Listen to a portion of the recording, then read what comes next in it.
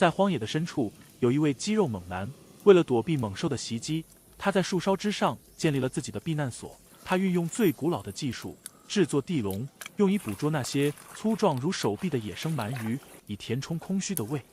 当晨曦照亮大地时，荒野中的猛男从自己精心搭建的树屋中走了出来。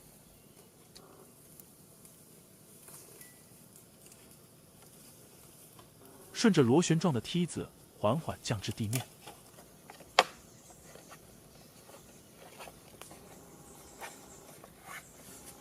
他开始为当天的食物做准备。猛男拾起几根竹片，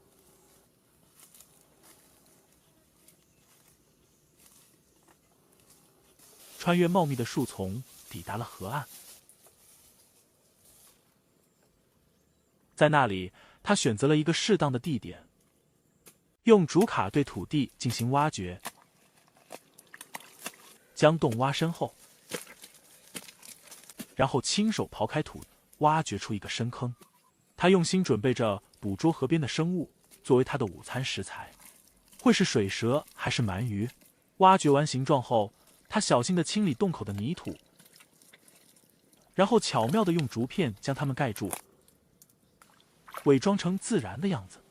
最后，他捡起树根，将它们放在竹片上，巧妙地掩盖洞口，以欺骗潜在的猎物。完成了顶部的伪装后，猛男又去采集更多的水草，将两侧掩盖得更加完美。然后他弯下腰，捡起螺壳，将它们一个个敲碎，将碎片用作洞口的诱饵。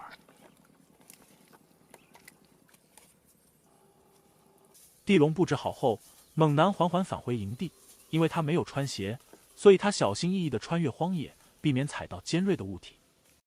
猛男回到营地，他点燃了火，为准备到来的食物做好热身的准备。等火焰变得愈发旺盛时，猛男挎起树上的竹篮，缓步走向河边。令人激动的时刻终于来临，今天是否能填饱肚子，全看陷阱中是否有贪婪的生物。猛男将竹篮轻轻放在洞口，伸手进去，听到洞内传来生物拍打水面的声音。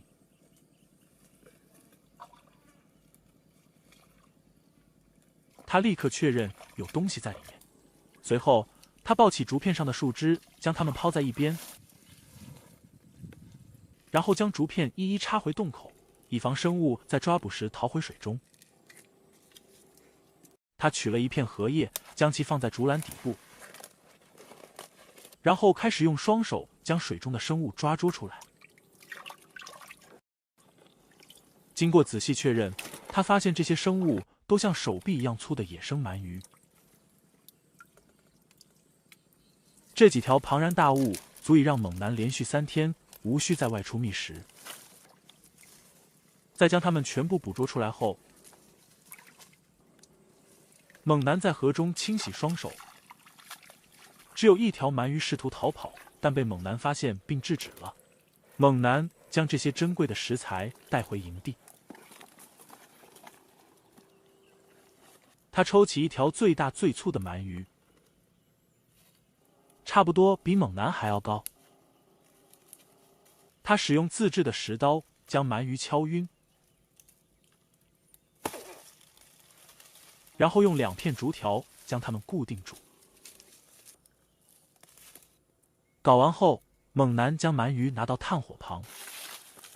这些野生大鳗鱼在高温的炭火中慢慢变得金黄，香气也逐渐散发出来。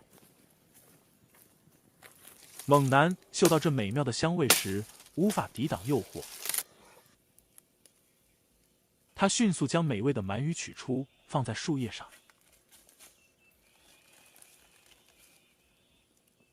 他首先享受了鳗鱼的尾巴，咬下一口，野生鳗鱼的肉质就像猪肉一样美味。由于饥饿，尾巴很快就被猛男吃个精光。然后他拿起另一半，大口大口地享受着这鲜美的肉质。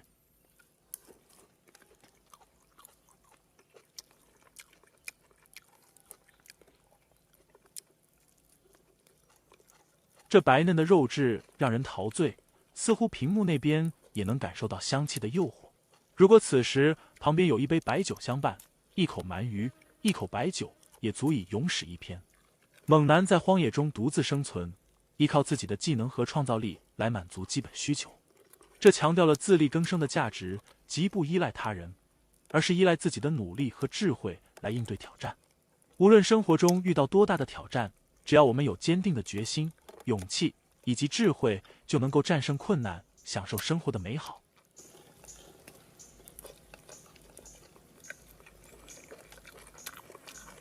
好吧，这期节目到此结束，欢迎大家观看，希望你们能点点关注，我们下期再见。